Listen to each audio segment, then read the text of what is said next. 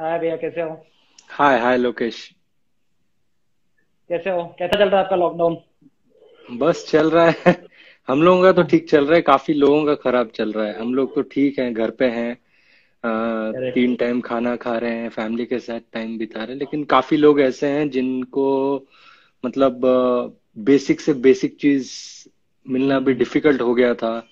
घर वापसी करना भी डिफिकल्ट हो गया था। हम्म। अम, जो माइग्रेंट्स है, जो लेबर्स है, उनके साथ अगर कंपेयर किया जाए तो हमारे हमारे साथ कुछ कुछ भी नहीं हुआ है। करेक्ट। तो भैया, आपका क्रिकेट जर्नी डिस्कस करते हैं हम लोग। आपका क्रिकेट जरूर। का करियर स्टार्ट कैसे हुआ? स्टार्ट वैसे जैसे सारे यंग बच्चे जो होते हैं जैसे शुरू करते हैं वैसे ही हुआ था। हम्म। मैं भी क्रिकेट देख के इंस्पायर हुआ, जैसे सारे इंडियंस, जितने भी इंडियंस है, क्रिकेट देख हम्म। के सचिन पाजी, वीवीएस लक्ष्मण, इन सारे लोगों को देखकर, अनिल कुंबले, इन लोगों को देखकर बचपन में मैं मैचेस देखता था, तो इंस्पिरेशन मिलता था। तो धीरे धीरे मैं हम्म। सोचा ये गेम को खेला जाए। जब मैं बच्चा था, हम्म। 10-11 साल का, जब मैंने शुरू किया था समर कैंप, तो ये नहीं सोचा था कि मैं प्रोफेशनल क्रिकेटर बनूंगा। मुझे सिर्फ यही मेरे जहन में था कि मैं मतलब एंजॉय करना चाहता हूँ, ये स्पोर्ट को अच्छे से खेलना चाहता हूँ। हम्म। तो फिर लेफ्ट आर्म स्पिनर आप पहले से ही थे या पहले फास्ट बॉलर थे और बाद में स्पिनर बने, ऐसा कुछ हुआ? नहीं, देखिए, मैं सब कुछ करता था बचपन में, बैटिंग, बॉलिंग, फील्डिंग, सब, क्योंकि मुझे एंजॉय करना होता था। फिर वो जो मेरे हम्म। कोच हैं स्कूल में जो थे, विजय पॉल सर, उन्होंने मुझे हम्म। मुझसे बात की, मुझे समझाया कि प्रज्ञान, मुझे लगता है आप अगर स्पिन बॉलिंग करेंगे तो अच्छा रहेगा, क्योंकि हमारे पास लेफ्ट आर्म स्पिनर इतना कोई अच्छा नहीं है स्कूल टीम में। तो फिर मैंने हम्म। सीरियसली शुरू किया लेफ्ट आर्म स्पिन, और फिर उनके गाइडेंस में मैं आगे आगे खेलता चला गया। करेक्ट। और उसके बाद आपको आपका रणजी ट्रॉफी का जो डेब्यू था वो याद है कि कैसे हुआ? आप सिलेक्ट कैसे हुए हैदराबाद के टीम में? जी, रणजी ट्रॉफी से पहले, जब हम लोग यंगस्टर्स थे, मतलब मैं तभी 17-18 साल का था, तब अगर आप देखेंगे, हैदराबाद टीम एक बहुत अच्छी टीम थी। मतलब एक हम्म। कंप्लीट टीम, अच्छी टीम का मतलब है कंप्लीट टीम थी। तब वीवीएस लक्ष्मण खेलते थे, वेंकटपति राजू खेलते थे, काफी सारे दिग्गज प्लेयर थे, एनपी सिंह थे। तो ऐसे मतलब हम्म। बहुत कंप्लीट टीम थी, तो तभी टीम में ब्रेक इन करना बहुत डिफिकल्ट था। तो फिर मैंने अंडर 19 में कंसिस्टेंट परफॉर्मेंस दिया। उसके बाद मुझे याद है, हम लोग फर्स्ट टाइम अंडर 22 जो टूर्नामेंट होता है, नेशनल टूर्नामेंट, हम लोग चैंपियन हुए, नेशनल चैंपियन हुए। उसके बाद उसमें मेरा कुछ लगभग 9 मैचों में 55 विकेटें थी। तो उसके बाद हम्म। मुझे डेब्यू करने का मौका मिला। हम्म। तो मैं यही कहना चाहूंगा कि आप अगर एक चीज को परसिस्ट करते हैं, तो ही आपको सफलताएं मिलेगी आगे जाके। करेक्ट। तो फिर जो 2008 वाला सीजन था वो, मतलब एक तरीके से मतलब टर्निंग पॉइंट था आपके लिए और इंडियन क्रिकेट के लिए भी, क्योंकि आईपीएल स्टार्ट हुआ वो साल से। तो आपका जो आईपीएल में फर्स्ट सीजन का कॉन्ट्रैक्ट था डेक्कन चार्जर्स के साथ, वो कॉन्ट्रैक्ट आपको कैसे मिला? वो आईपीएल सिलेक्शन कैसा था मतलब? देखिए, आईपीएल नो डाउट एक ऐसा प्लेटफॉर्म है जहाँ पे यंगस्टर्स को अपना जो टैलेंट शोकेस करने का मौका मिलता है। मतलब पूरी दुनिया हम्म। देखती है, वो एक डोमेस्टिक टूर्नामेंट है जो बहुत ही ज्यादा पॉपुलर है। तो मैं कहना हम्म। चाहूंगा, लेकिन उसको, आईपीएल आईपीएल की जगह है, लेकिन अगर आप उससे पहले देखेंगे तो रणजी ट्रॉफी, हम्म। ईरानी ट्रॉफी, दिलीप ट्रॉफी, फिर उसके बाद देवधर ट्रॉफी, ये जो सारे चीज थे ये बहुत इंपॉर्टेंट थे और अभी भी इंपॉर्टेंट है। हम्म। अगर आप कोई रॉ टैलेंट को देखना चाहते हैं, क्योंकि आईपीएल में काफी सारे प्लेयर आते हैं, लेकिन हम्म। जो नहीं आते हैं उनको अगर आपको देखना है, अगर आपको और भी ऐसे प्लेयरों को देखना होता है कि जो आईपीएल में नहीं खेल रहे होते हैं, तो आपको डोमेस्टिक क्रिकेट फॉलो करना पड़ता है। इवन आईपीएल का सिलेक्शन जो होता है, जो लोग स्काउट करते हैं, वो भी जाके डोमेस्टिक मैचेस देखते हैं। तो मुझे हम्म। लगता है अगर डोमेस्टिक टूर्नामेंट जो होता है वो स्ट्रांग हो कोई कंट्री में, तो आपको बहुत सारे प्लेयर्स मिलते रहेंगे। तो मेरा ही कुछ ऐसा हम्म। ही सफर था। डोमेस्टिक सीजन अच्छा गया था हैदराबाद के लिए। उसके बाद मैं दिलीप ट्रॉफी खेला, देवधर ट्रॉफी खेला, फिर बोर्ड प्रेसिडेंट 11 भी खेला। इंग्लैंड के अगेंस्ट टीम में था, खेला नहीं था, टीम में था। तो धीरे हम्म। धीरे वैसे शुरुआत हुई। फिर हम्म। 2008 आया। उससे पहले मैं इंडिया ए के साथ कीनिया जिम्बाब्वे गया था, वहां पे हाईएस्ट विकेट टेकर था। हम्म। उसके बाद आईपीएल में मेरा एंट्री हुआ, क्योंकि वो जो सफर हम्म। मेरा था उसको देखते हुए मेरा सिलेक्शन हुआ था आईपीएल में। करेक्ट। और जो आईपीएल जो प्लेटफॉर्म है, मतलब डोमेस्टिक प्लेयर्स के लिए जैसा आपने बताया वो बहुत ज्यादा इम्पोर्टेंट है। पहले मतलब जो इंडियन टीम का सिलेक्शन है वो सिर्फ रणजी ट्रॉफी और डोमेस्टिक टूर्नामेंट से बेस्ड होता था। उसमें भी ये बहुत ज्यादा डिपेंड करता था कि वो प्लेयर कौन से टीम से खेल रहा है। ऐसा भी हो सकता है कि वो प्लेयर बहुत अच्छा है बट उसकी टीम अच्छा नहीं कर रही हो, तो शायद सिलेक्टर्स का नजर उस पर ना पड़े। तो आईपीएल आपको मतलब इंडिया फ्रे में आने के लिए कितना हेल्प किया उस टाइम पे? देखिए, आईपीएल नो डाउट आपको हेल्प करती है। मैं नहीं कहूंगा हम्म। आईपीएल से प्लेयर सेलेक्ट नहीं होते हैं, या आईपीएल ऐसा प्लेटफॉर्म नहीं है जहां से आप एक प्लेयर को जज कर सकते हैं। आप बिल्कुल जज कर सकते हैं, लेकिन उसके साथ मैं कहना चाहूंगा हम्म। डोमेस्टिक क्रिकेट भी बहुत इंपॉर्टेंट है। हम्म। अगर डोमेस्टिक क्रिकेट में एक प्लेयर कंसिस्टेंटली परफॉर्म कर रहा है, तो मेरा दावा है कि वो भले ही आईपीएल में तुरंत परफॉर्म ना करे, लेकिन उसको अगर मौका दिया गया तो वो जरूर परफॉर्म करेगा। और मुझे हम्म। लगता है डोमेस्टिक क्रिकेट बहुत इंपॉर्टेंट है एक यंगस्टर या एनी प्लेयर के करियर में। अगर आप हम्म। डोमेस्टिक क्रिकेट में 4-5 साल अपने आप खेलते हैं, फिर इंडियन क्रिकेट में जाते हैं या आईपीएल में जाते हैं, फिर आपका अगर अच्छा परफॉर्मेंस नहीं होता है, आप ड्रॉप हो जाते हैं, तो ये जो हम्म। सफर आपका रहता है डोमेस्टिक क्रिकेट में, जो आप रेगुलरली अपने आप जाके ग्राइंड करते हैं, तो वो आपको सिखाता है कि आप कैसे अपने आप को संभाले।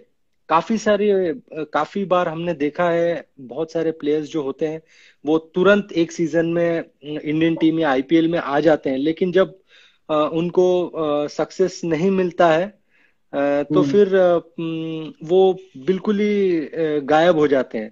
लेकिन अगर आप कंसिस्टेंटली डोमेस्टिक सीजन में परफॉर्म करेंगे और डोमेस्टिक हम्म। क्रिकेट खेलते रहेंगे, तो आपका जो बेस है स्ट्रांग रहेगा। और जब आपका फॉर्म नहीं रहेगा या आप ऐसे स्थिति में रहेंगे जहां आप कंसिस्टेंटली परफॉर्म नहीं कर रहे हैं, ये सब आपको हेल्प करता है।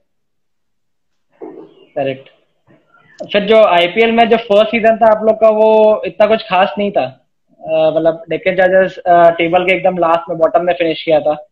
बट जो नेक्स्ट ईयर था वो कम्प्लीटली डिफरेंट था। आप लोग चैंपियंस बने और आपका पर्सनल परफॉर्मेंस भी बहुत ज्यादा अच्छा था वो टूर्नामेंट में। आपने कुछ 15 या 16 विकेट्स लिए थे वो सीजन में।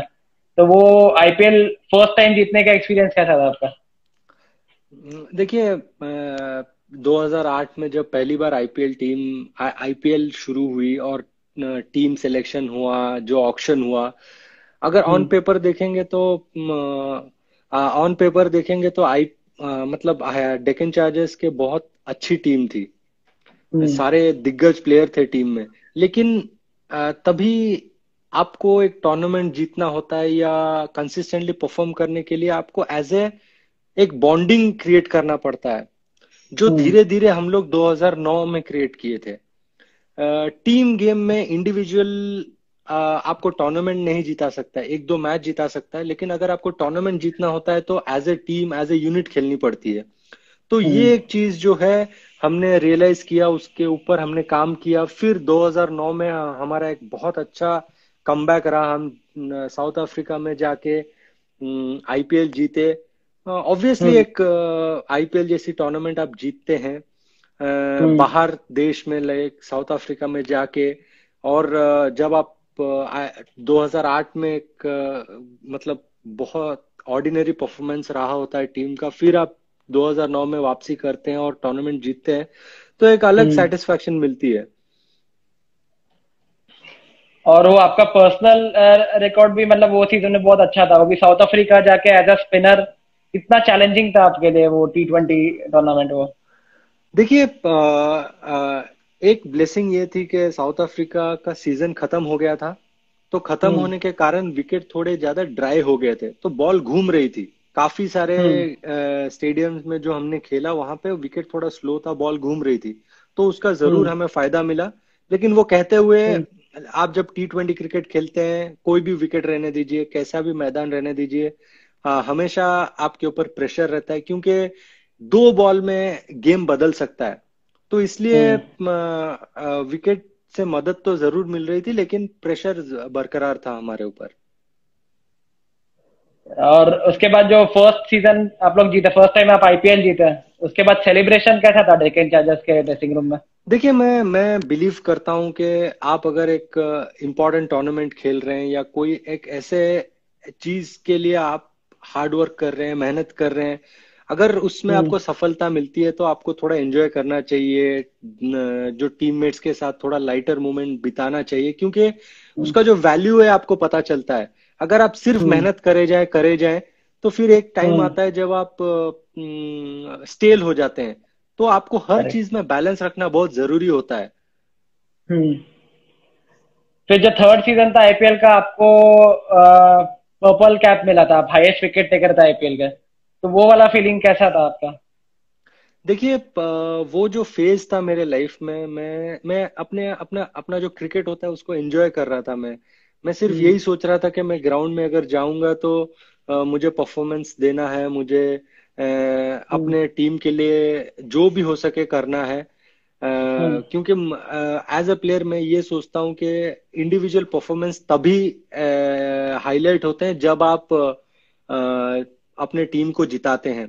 अब जितने भी हम्म। बड़े दिग्गज प्लेयर ले लीजिए, विराट कोहली ले लीजिए, रोहित शर्मा ले लीजिए, सचिन पाजी ले लीजिए, अनिल कुंबले ले लीजिए, ये सब हम्म। इसीलिए माने जाते हैं क्योंकि वो कंसिस्टेंटली अपनी टीम को जिता रहे थे। तो हम्म। इंडिविजुअल परफॉर्मेंस तभी काउंट होता है जब आपकी टीम जीतती है। करेक्ट। वो मेरे को याद है जो 2003 में वर्ल्ड कप फाइनल भी जब इंडिया हारी थी, तो उसमें सचिन सर ने भी बोला था कि मेरे लिए ये मैन ऑफ द सीरीज का ट्रॉफी कोई मैटर नहीं करता, क्योंकि हम लोग वर्ल्ड कप फाइनल हार गए, तो वर्ल्ड कप उनको चाहिए था। जी और फिर बिल्कुल। आप देखिए, इंडिविजुअल परफॉर्मेंस अच्छा लगता है, लेकिन वो तभी और ज्यादा मजा आता है जब आप अपने टीम को जिताते हैं। जैसा कि आपने हम्म। अभी कहा, सचिन पाजी को मैन ऑफ द सीरीज मिला था, लेकिन वो ये कह रहे थे कि अगर वर्ल्ड कप जीतते तो उसका महत्व ये है कि इंडिविजुअल परफॉर्मेंस ऑलवेज सेकेंडरी होता है, टीम की जीत, टीम के परफॉर्मेंस सबसे ऊपर होता है। करेक्ट।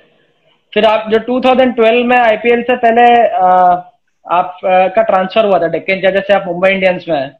और अभी थोड़े दिन पहले हमने रोहित शर्मा का भी एक इंटरव्यू देखा था, उन्होंने कहा कि वो बहुत इंस्ट्रूमेंटल थे आपको डेक्कन चार्जर्स से मुंबई इंडियंस आने में। तो उसके पीछे क्या स्टोरी था, और आपका कैसा रैपो है रोहित शर्मा के साथ पर्सनली? देखिए, रोहित और मैं काफी बार कह चुका हूँ, मैं, रोहित, पीयूष, मनोज तिवारी, हम्म। हम लोग सब बचपन से साथ साथ में खेल रहे हैं, अंडर 15 अंडर 16 से साथ में खेल रहे हैं। तो एक हम्म। रैपो बन जाता है, जब आप बचपन से साथ में खेलते हैं तो एक अंडरस्टैंडिंग बन जाती है। तो हम्म। कहीं ना कहीं मैं जब डेक्कन चार्जर्स में था, तो जब मैं 2011 के बाद मेरा कुछ अच्छा सीजन नहीं गया था, मैं इन एंड आउट हम्म। हो रहा था डेक्कन चार्जर्स टीम में। तो फिर मैंने सोचा शायद मुझे टीम चेंज करनी चाहिए, तो मैंने रिक्वेस्ट की डेक्कन चार्जर्स को, तो उन्होंने ऑनर किया। लेकिन उसी के हम्म। साथ रोहित, सचिन पाजी और जो मुंबई इंडियंस के जो थिंक टैंक थे, उनको लगा कि हम्म। मैं शायद मुंबई इंडियंस में फिट बैठ सकता हूँ, हम्म। और शायद मैं उनके लिए परफॉर्मेंस भी करूं। तो इसीलिए उन्होंने मुझे बैक किया था। और रोहित जैसे कि मुझे मुझे बचपन से जानते हैं, हमेशा से उन्होंने मुझे बैक किया था। जब वे कप्तान भी नहीं थे, डेक्कन चार्जर्स के साथ भी जब थे, वो हमेशा बैक करते थे। और मैं ये मानता हूं कि एज अ बॉलर, अगर आपको कप्तान या कोई प्लेयर जैसे वाइस कैप्टन हो या फिर सीनियर प्लेयर आपको बैक करता है, तो फिर आपको एक कॉन्फिडेंस मिलता है, क्योंकि ये एक ऐसा फॉर्मेट है T20, बहुत रूथलेस हम्म। है। आपके हम्म। मतलब आप अगर 3 ओवर बॉलिंग किए हो, 10 रन दिए हो, हम्म। एक विकेट लिए हो, चौथे ओवर में आप आओगे और एकदम से 20-30 रन दे सकते हो, तो बिल्कुल आपका स्टैट बदल जाता है। तो उस चीज में बॉलर को बहुत बैक करना जरूरी होता है, क्योंकि बॉलर हम्म। ही है जो आपको जिताता है। करेक्ट। फिर आप मुंबई इंडियंस में भी आप 4 साल खेले, और वहां पे भी 2 बार आईपीएल जीते हैं। 2013 मुंबई इंडियंस के लिए बहुत मतलब मुंबई इंडियंस का फॉर्च्यून्स बहुत चेंज हुआ जब रिकी पॉन्टिंग से रोहित शर्मा को कैप्टन बनाया गया। तो Rohit Sharma as a captain कैसे है? आप उनके अंडर इतना खेले हैं, तो वो एज अ कैप्टन कैसे है? देखिए, मुंबई इंडियंस अच्छा कर रही थी। सचिन पाजी के हम्म। अंडर वो लोग फाइनल्स पहुंचे थे। फिर हम्म। भज्जूपा जब लीड, सचिन पाजी इंजर्ड हुए थे, भज्जूपा जब कैप्टेंसी कर रहे थे तो चैंपियंस लीग पहली बार भी जीती थी उन्होंने। तो ऐसा करेक्ट। नहीं है कि मुंबई इंडियंस एकदम से यू टर्न लेके चैंपियन बन गई।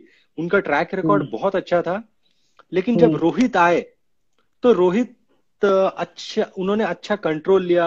वो एक अच्छे कप्तान है, अच्छे लीडर है। हम्म। डेक्कन चार्जर्स के जमाने से वो मतलब थोड़ी बहुत वो वाइस कैप्टेंसी जब उनको मिला तो वो थोड़ा थोड़ा कंट्रोल ले रहे थे टीम का। लेकिन फिर हम्म। ऑक्शन आया, फिर मुंबई इंडियंस ने उन्हें ले लिया। अगर वो डेक्कन के साथ भी होते तो वो शायद कैप्टन बनते। लेकिन हम्म। फिर मुंबई में चले गए वो, और आज एक बहुत ही सक्सेसफुल कप्तान बन गए हैं वो। और फिर कमिंग टू इंटरनेशनल क्रिकेट, 2008 का आईपीएल सीजन के तुरंत बाद आपको इंडिया का कॉल अप आया। तो क्या आप एक्सपेक्ट कर रहे थे कि मतलब आपको इंडिया का कॉल अप आएगा? आपका डोमेस्टिक सीजन नो डाउट अच्छा था, बट आईपीएल में भी आपने बहुत डिसेंट परफॉर्म किया, और फिर एशिया कप के लिए आपका टीम में सिलेक्शन हुआ। तो वो मतलब कैसा था? देखिए, पहला सीजन जैसा मतलब मैं इंडिया ए में कंसिस्टेंट परफॉर्म किया था, उसके बदौलत फिर आईपीएल में मौका मिला। आईपीएल में डिसेंट सा सीजन गया मेरा। फिर भज्जूपा अवेलेबल नहीं थे। हम्म। तो जब सेलेक्टर्स देख रहे थे कोई स्पिनर को मौका दिया जाए, तो मुझे लगता है मेरी परफॉर्मेंस की वजह से मुझे मौका मिला। वहां पे मैं बांग्लादेश गया, लेकिन बांग्लादेश में मुझे खेलने का मौका नहीं हम्म। मिला था। तो फिर जब पाकिस्तान, हम कराची में थे एशिया कप के लिए, तो वहां पे मुझे मौका मिला। और हम्म। जब भी आप इंडियन टीम में जाते हैं, आपको मौका मिलता है खेलने के लिए, वो बहुत स्पेशल होता है। हम्म। आपको एक मतलब एटलीस्ट एक दो मैच लगते हैं सिंक इन करने के लिए कि आप एक आप अपने देश को रिप्रेजेंट कर रहे हैं, देश के लिए खेल रहे हैं। तो हम्म। एक स्पेशल मोमेंट होता है वो। हम्म। और मतलब कितना प्रेशर था आप पे? क्योंकि जैसा आपने बताया कि सिंक इन होने में 1-2 मैच लगता है, बट आप कोई ऐसे नॉर्मल सीरीज देखिए, नहीं खेल रहे थे। बिल्कुल प्रेशर प्रेशर होता ही है। लेकिन हम्म। जैसा कि वो परफॉर्मेंस का प्रेशर आपको इमीडिएटली नहीं होता है आप पे। क्योंकि हम्म। आप जब टीम में डेब्यू करते हैं तो पहले आप ये सोचते हैं कि मुझे सिर्फ अपना काम करना है, जो मेरे कप्तान मुझे बोलेगा, जो मेरे सीनियर प्लेयर एडवाइस करेंगे, जो टीम की डिमांड होगी, मुझे वो करना है। लेकिन आप जब हम्म। धीरे धीरे खेलते चले जाते हैं तो एक हम्म। आप अपना इमेज बिल्ड करते हैं। फिर धीरे धीरे आपके ऊपर एक्सपेक्टेशन आती है। तभी फिर आपके ऊपर वो धीरे धीरे प्रेशर बिल्ड होता है कि एवरी मैच आपको परफॉर्म करना होता है। लेकिन अगर आप हम्म। पहले एक दो मैच देखेंगे तो इतना प्रेशर आप पे होता नहीं है। आप सिर्फ ये सोचते हैं कि मुझे कंट्री के लिए खेलने को मौका मिला है, जितना हो सके मैं उतना अच्छा परफॉर्मेंस दूं अपनी टीम के लिए। फिर जो आपका ओडीआई डेब्यू जो था वो एशिया कप में हुआ, और आपका जो T20 डेब्यू था वो भी T20 वर्ल्ड कप में आया अगेंस्ट हम्म। बांग्लादेश। तो वो भी मतलब एक बड़े टूर्नामेंट में ही आया। तो मतलब आपको ऐसा लग रहा था कि मैं शायद बिग टूर्नामेंट प्लेयर ही हूँ, मेरे को नॉर्मल सीरीज नहीं में नहीं, चांस नहीं दे रहे, सीधा बड़े। मैं सिर्फ यही सोचता था कि मैं बहुत लकी हूं कि मुझे मेरे कंट्री को खेलने का मौका मिला। और हम्म। 2009 में जब हम लोग T20 वर्ल्ड कप खेलने जा रहे थे, उससे पहले हम साउथ अफ्रीका में आईपीएल खेले थे। जो जिस तरीके का मेरा परफॉर्मेंस रहा था, जिस तरीके से हम मैंने कहा था, जैसे अगर आपकी टीम जीतती है तो इंडिविजुअली हम्म। अब रिवॉर्ड आपको मिलता है, तो मेरा परफॉर्मेंस बहुत अच्छा था डेक्कन चार्जर्स के लिए। तो फिर मुझे मौका मिला था T20 वर्ल्ड कप में 2009 में। हम्म। और कोई भी क्रिकेटर के लिए सबसे बड़ी बात होती है टेस्ट कैप मिलना। आपका टेस्ट डेब्यू हुआ था 2010 में अगेंस्ट श्रीलंका इन कानपुर। तो आपको पहले याद है आपको आपका टेस्ट कैप किसने दिया था? जी बिल्कुल, सचिन पाजी ने दिया था टेस्ट कैप। वो मुझे नहीं लगता है कभी भी आप जब अपने जो पहला जो टेस्ट कैप होता है या फिर जो इंडिया का जो कैप होता है जब आपको मिलता है, तो वो कभी आप भूल नहीं सकते जिंदगी में। वो सबसे हम्म। बड़ा मौका, मतलब सबसे बड़ा क्या कहते हैं, ब्लेसिंग होता है या स्पेशल हम्म। मोमेंट होता है आपके लाइफ में। अभी भी मैं वो हम्म। कैप संभाल के रखा हूँ।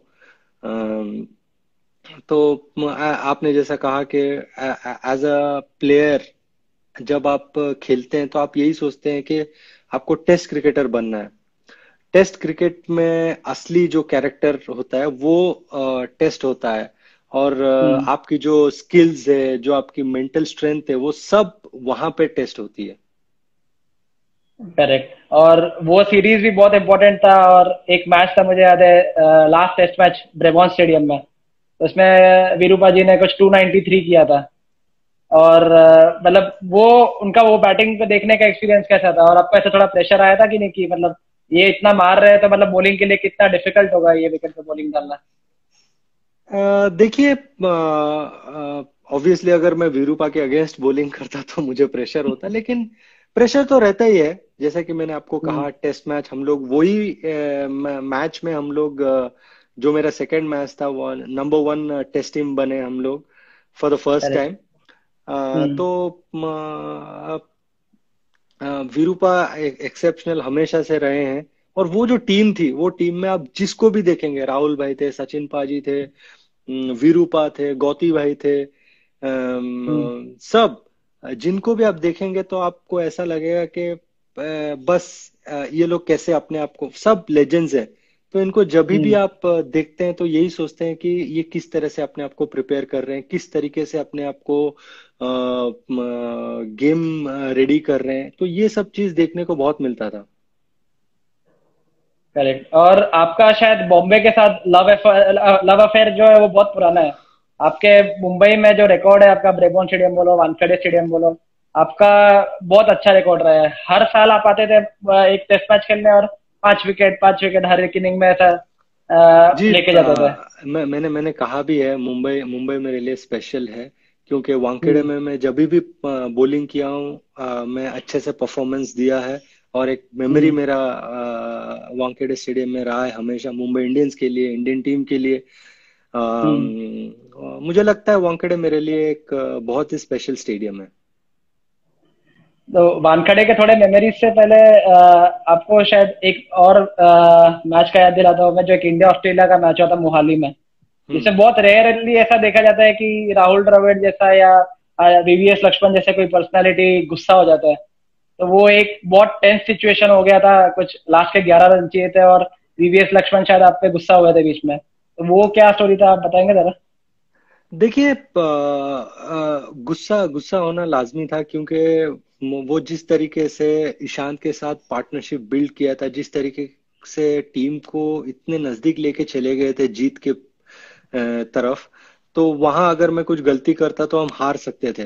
तो सिर्फ उनका हम्म। गुस्सा यही था कि कोई ऐसा काम ना करे जिससे मतलब बना बनाया टेस्ट मैच हम हार जाए। हम्म। तो उसके बाद, मैच के बाद शायद आपसे कुछ बात किया उन्होंने?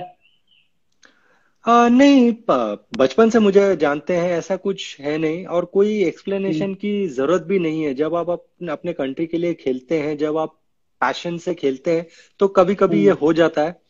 और ये हम्म। कुछ ऐसा नहीं था कि अनवांटेडली आपको किसी ने नीचा दिखाने की कोशिश की, ऐसा कुछ था नहीं। ये सिर्फ इतना ही हम्म। था कि टीम के हित में था, और वो हम्म। चाहते थे, और सभी भी यही चाहते थे कि हम कोई ऐसी मिस्टेक ना करें जिससे हम मैच हार सके। अगर मेरी टीम जीत रही है तो उससे हम्म। मुझे कोई दिक्कत नहीं है। फिर 2011 में एक टेस्ट मैच था वानखेड़े में, इंडिया वर्सेस वेस्ट इंडीज। तो वो मैच बहुत इंटरेस्टिंग था, वो लास्ट बॉल तक गया था और मैच ड्रॉ हो गया था। और आपके जो टेस्ट मैचेस में बेस्ट फिगर्स आए वो भी वही मैच में थे। मुझे अभी भी याद है वो मैच में, मतलब डे 4 तक तो इंडियन टीम का फर्स्ट इनिंग ही चालू था। बट 30 सेशन के बाद जो उनके सेकंड इनिंग में विकेट गिरना चालू किए, आपने 6 विकेट ले लिए और मतलब मैच पूरा घूम गया, मतलब 130 पे ऑल आउट हो गए। और एक चांस था इंडियन टीम को जीतने का। तो वो मैच का कुछ एक्सपीरियंस याद है आपको? अ, देखिए, जैसा कि मैंने कहा कि आप जब भी खेलते हैं तो आप यही कोशिश करते हैं कि आपके टीम के लिए बेहतर करें परफॉर्मेंस और आपके हम्म। टीम को जिताएं। तो वही कोशिश लगी रहती थी। इतना हम्म। जब आप खेलते रहते हैं तो आप बहुत सारे चीज को कट आउट कर देते हैं। आपका फोकस यही हम्म। होता है कि ये मेरा काम है, मुझे यही करना है। अगर मेरा हम्म। कप्तान मुझे कह रहा है कि ये चीज करिए आप, टीम की डिमांड ये है, तो मैं वो करता हम्म। हूँ। मैं इतना ज्यादा आगे पीछे सोचता नहीं हूँ, क्योंकि क्योंकि मुझे ऐसा लगता है कि अगर आप ज्यादा कोई चीज पे ज्यादा सोचेंगे या ओवर थिंक करेंगे तो अनवांटेड प्रेशर डालेंगे अपने ऊपर और चीजों को कॉम्प्लिकेट कर सकते हैं आप। करेक्ट। फिर जो 2013 में जो फेयरवेल सीरीज था सचिन तेंदुलकर का, उसमें भी स्पेशली जो फेयरवेल मैच था वो वानखेड़े में, उसमें भी आप मैन ऑफ द मैच थे। तो वो जी, आपके तरफ से एक बेस्ट गिफ्ट आप दे सकते थे सचिन तेंदुलकर को। देखिए सबकी तो वो कोशिश मैच। यही थी। सबकी हम्म। कोशिश यही थी, जो लोग भी टीम में थे सब यही कोशिश कर रहे थे कि ये एक स्पेशल मैच है, ये एक स्पेशल हम्म। फेयरवेल होना चाहिए एक ऐसे आदमी को जिनको हम गॉड मानते हैं। मतलब इंडिया में सारे उनको कहते हैं कि is a God of cricket. And मुझे लगता है कि एक आदमी ने जो जेनरेशन्स तक इंडियन हम्म। टीम को संभाला, अपने कंधों पे रख के आगे बढ़ते रहे, उनको एक हम्म। अच्छी तरीके से फेयरवेल दें, एक लास्ट सेंड ऑफ दें, एक मेमोरेबल हम्म। टेस्ट मैच बनाए।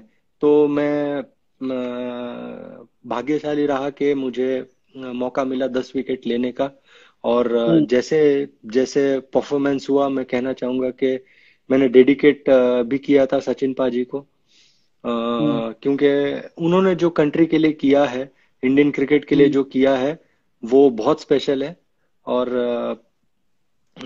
हम जितना भी उनको डेडिकेट करें वो कम रहेगा। करेक्ट। और आप लोग मतलब हमने देखा था टीवी पे भी हर जगह, सारे प्लेयर्स बहुत इमोशनल थे वो टाइम पे, स्पेशली जब वो फेयरवेल स्पीच दे रहे थे। तो वो मोमेंट कैसा था आप सब लोग के लिए एज अ प्लेयर? सा, सारे प्लेयर पूरा देश इमोशनल हो गया था वो स्पीच सुन के, मैंने जहां तक देखा है। हम्म। आज भी लोग बात करते हैं वो स्पीच के बारे में। हम्म। और जब वो स्पीच दे रहे थे तब सब, मतलब मुझे लगता है पूरा इंडिया, जितने भी इंडियन सिटीजन है वर्ल्ड ओवर में, हम्म। सब सब ने सुना होगा। तो ऐसा हम्म। इम्पैक्ट उनका था इंडियन क्रिकेट पे, इंडियन पब्लिक पे। तो हम्म। मुझे लगता है वो बहुत ही स्पेशल है। करेक्ट। फिर मतलब वो मैच के बाद मतलब आपको वापस से चांस नहीं मिला इंडिया के लिए खेलने को, बिकॉज ऑब्वियसली रविंद्र जडेजा भी परफॉर्म करने लगे और इतने सारे स्पिनर्स आने लगे इंडियन टीम में, और Indian team specially wrist spinners पे भी बहुत इन्वेस्ट करने लगे शायद। तो वो कितना डिसअपॉइंटिंग फेज था आपके लिए कि मतलब मैंने 10 विकेट लिया, मैन ऑफ द मैच था, बट वापस चांस नहीं मिल रहा है इंडियन टीम में? देखिए इंडियन टीम के लिए जब आप सोचते हैं खेलने के लिए, तो हम्म। आपको ये भी पता होना चाहिए कि कंपटीशन बहुत ज्यादा है। 1.3 हम्म। बिलियन पॉपुलेशन है हमारा, और आप सिर्फ 15 लोगों की बात कर रहे हैं। तो वो भी हम्म। एक चीज आपके ध्यान में रखनी जरूरी होती है। तो ऑब्वियसली थोड़ा सा डिसअपॉइंटमेंट हुआ, थोड़ा सा आपको बुरा लगता है। लेकिन at the hmm. Same time अगर आप ज्यादा ऐसे चीजों में ध्यान दें जो आपके कंट्रोल में नहीं है, क्योंकि सिलेक्शन कभी भी आपके कंट्रोल में नहीं होता है, तो आप हम्म। कभी भी खुश नहीं रह सकते हैं। मैं खुश हूं कि मुझे मौका मिला, तीनों फॉर्मेट में खेला हूं इंडियन टीम के लिए, और तीनों हम्म। फॉर्मेट में मेरी अच्छी परफॉर्मेंस रही है। और सबसे बड़ी बात यह है कि मैं एक टेस्ट क्रिकेटर बना, अपने कंट्री को खेलने का मुझे मौका मिला। I am grateful to hmm. Everybody जो भी मुझे हेल्प किए थे मेरे जो ड्रीम को अचीव करने के लिए। बस हम्म। ऑलवेज मुझे लगता है हर चीज में आपको पॉजिटिव चीज देखनी चाहिए, क्योंकि अगर आप सोचेंगे कि इसकी वजह से ये हुआ या मेरे साथ ये क्यों नहीं हुआ, उसके साथ अच्छा क्यों हुआ, तो आप हमेशा नेगेटिविटी में जाते रहेंगे। आपको हमेशा हम्म। रियलिस्टिक रहना है, हमेशा अच्छी अप्रोच रखनी होती है। तो अगर आप पॉजिटिव रहेंगे तो आपके साथ पॉजिटिव चीजें होंगी, अच्छी चीजें होंगी। हम्म। तो मुझे लगता है जैसा कि मैं बार बार कहता हूँ, सिलेक्शन कभी भी एक प्लेयर के हाथ में नहीं होता है, और आपको उस चीज में सोचना भी नहीं है। अगर आप सिलेक्शन के बारे में सोचेंगे या फिर ये सोचेंगे कि सिलेक्टर क्यों मुझ पे ध्यान नहीं दे रहा है, तो सिर्फ अपने आप को आप डिस्ट्रैक्ट कर रहे हैं। अपना जो स्किल लेवल है, जो आपका जो परफॉर्मेंस है, जो आप बेहतर कर सकते हैं, उसको आप हम्म। नेग्लेक्ट कर रहे हैं। हम्म। और मैं ये भी मानता हूँ कि सेलेक्टर जो होता है वो हम्म। कोई गारंटी ये नहीं देता है कि आप अगर 10 विकेटें लेंगे तो आपको ही सिलेक्ट करेगा। क्योंकि जैसा कि हम्म। मैंने कहा इतने सारे क्रिकेटर्स हैं, तो अगर हम्म। मुझे रोहित शर्मा पसंद आता है तो आप ये हम्म। नहीं कह सकते कि किसी और को रोहित शर्मा पसंद आए, उसको विराट कोहली पसंद आ सकता है। तो ये अपना अपना हम्म। नजरिया होता है। तो इसीलिए मैं बार बार कहना चाहूंगा कि कभी भी सिलेक्शन के बारे में ना सोचें। सिर्फ अपना जो काम है, अपना जो स्किल है उसको शार्पन करते रहें और काबिल बनिए। हम्म। करेक्ट। और आप MS धोनी की कैप्टनसी में भी कुछ अराउंड 4 या 5 इयर्स खेले इंडियन टीम के लिए, तो उनके कैप्टनसी के बारे में आपका कैसा फीलिंग है? जी, बहुत ही सिंपल है। वो एक बॉलर्स कैप्टन है, क्योंकि हम्म। वो बहुत शार्प रहते हैं ऑन द फील्ड। और क्योंकि वो विकेट कीपर हैं, उनको गेम बहुत ज्यादा समझ में आता है। हम्म। जब आप बहुत ज्यादा समय बिताते हैं विकेट के नजदीक, तो आपको समझ में आता है विकेट किस तरीके से बिहेव कर रहा है, किस तरीके से आपका बॉलर बॉलिंग कर रहा है, वो पीक पे है या फिर कॉन्फिडेंस में लो है, या फिर जो हम्म। बल्लेबाज है वो किस तरीके से बल्लेबाजी कर रहा है। तो हम्म। ये आपको एक अलग डायमेंशन मिलता है। मुझे कहीं ना कहीं लगता है जिस तरीके से कप्तानी करते थे MS धोनी, विकेट कीपिंग भी उन्हें बहुत हेल्प करती थी। और एज अ बॉलर मैं यही मान के चलता हूँ कि वो एक बॉलर के कप्तान थे। कैप्टन कूल थे। बिल्कुल। और बहुत कम लोग ऐसा एक्सपेक्ट कर रहे थे, जैसे आपने रिसेंटली फरवरी में आपका रिटायरमेंट अनाउंस किया। आपका एज देख के बहुत कम लोगों ने एक्सपेक्ट किया होगा कि आप रिटायरमेंट अनाउंस कर देंगे, तो मतलब वो बहुत हार्ड डिसीजन होता है किसी भी क्रिकेटर के लिए। तो आपने ऐसा हाँ, क्यों सोचा रिटायरमेंट के अंदर? हार्ड डिसीजन जरूर होता है, लेकिन मैं मेरा मेरा मानना कुछ अलग था। मैं देखा, मैंने 2013 के बाद 2020 तक मैंने ट्राई किया। हम्म। मुझे लगा कि I think cricket has moved on. तो मैं ऐसा नहीं करना चाहता था कि जिस वजह से मैंने ये गेम को चूज किया था, the love of the game, वो कहीं हम्म। खराब हो। ऐसा मैंने काफी बार सुना है, देखा है कि बहुत सारे प्लेयर है जो अपने आप को ज्यादा ड्रैग कर लेते हैं और फ्रस्ट्रेटेड हो जाते हैं, then they start talking negative. तो वो मैं नहीं चाहता हम्म। था।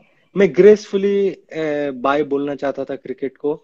और जब मुझे लगा मैं अपने कंट्री के लिए नहीं खेल सकता हूँ, इंडियन क्रिकेट बहुत आगे निकल चुकी है, तो मैंने सोचा हम्म। शायद अगर मैं और ज्यादा अपने आप को पुश करूंगा खेलने के लिए, मैं किसी एक यंगस्टर का प्लेस ले ले जाऊंगा। और मैं नहीं चाहता कि एक 18-19 साल का लड़का 2-3 साल अ, 2-3 साल मतलब मिस कर जाए मेरी वजह से। क्योंकि वो जो 16-17 साल से लेकर 21-22 का एज होता है, उसमें ही आप अपने कंट्री को खेल सकते हैं। उसी एज में ही आप आगे बढ़ सकते हैं।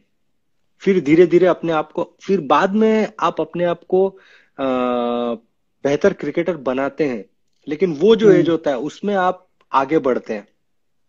करेक्ट। फिर जब रिटायरमेंट के बाद आपका मतलब क्या प्लानिंग है? आप रिसेंटली कमेंटेटर का रोल में भी दिखे थे मैचेस के टाइम पे, जी तो आप बिल्कुल। एज अ अभी कमेंटेटर ही कब, हाँ, हाँ, मैं एज अ अभी कमेंट्री, हाँ, कमेंटेटर कमेंट्री या? कर रहा हूँ। हम्म। कमेंट्री अभी मैंने शुरू की है। हम्म। होपफुली देखते हैं कैसा चल रहा है। अभी तो मजा आ रहा है, डोमेस्टिक क्रिकेट कर रहा हूँ, IPL में भी किया था मैंने। हम्म। अम, तो देखते हैं कैसा चल रहा है, एक नया एक्सपीरियंस है मेरे लिए।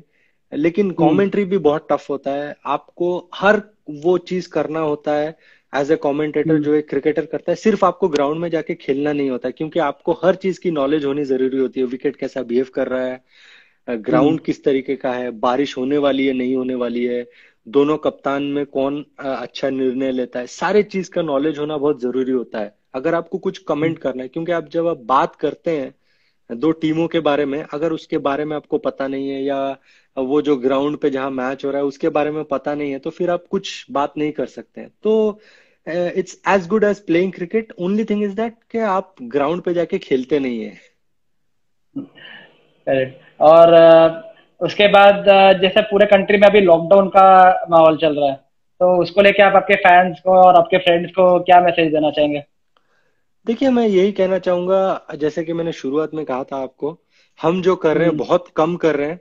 सिर्फ हमें हम्म। जो है गवर्नमेंट की गाइडलाइंस को फॉलो करनी है। जो भी वो हम्म। हमें समझा रहे हैं उसे समझना है और उसी चीज को हम्म। फॉलो करना है। और हम्म। हमारे देश में ऐसे कई लोग हैं जिनको हम जो प्रिविलेजेस एंजॉय कर रहे हैं वो भी नहीं मिल रहा है। 3 टाइम का खाना हम्म। भी नहीं मिल रहा है। बहुत लोगों के बिजनेसेस रुक गए हैं। काफी माइग्रेंट्स है जो लेबर्स हैं, वो लोग बहुत तकलीफ में हैं। तो हम बहुत कम सैक्रिफाइस कर रहे हैं अगर उनसे तुलना की जाए तो। हम्म। तो मेरा यही कहना है, please follow all the guidelines given by the government, and make sure you are sensible, and also ये सोच के चलिए कि आपकी वजह से किसी और को तकलीफ ना हो। थैंक यू सो मच भैया हम लोग से बात करने के लिए, एंड कॉन्ग्रेचुलेशन आपका for having such a fantastic career. आपके 100 से ज्यादा विकेट्स है टेस्ट मैचेस में, आप पर्पल कैप विनर, सब कुछ आप एक्सपीरियंस कर चुके हैं इतने कम टाइम में क्रिकेट में, और I hope as a coach या एज अ कमेंटेटर भी आप बहुत ज्यादा सक्सेसफुल रहो आगे। Thank you so thank much you, हम लोग से थैंक बात यू, करने के लिए। Thank you, thank you.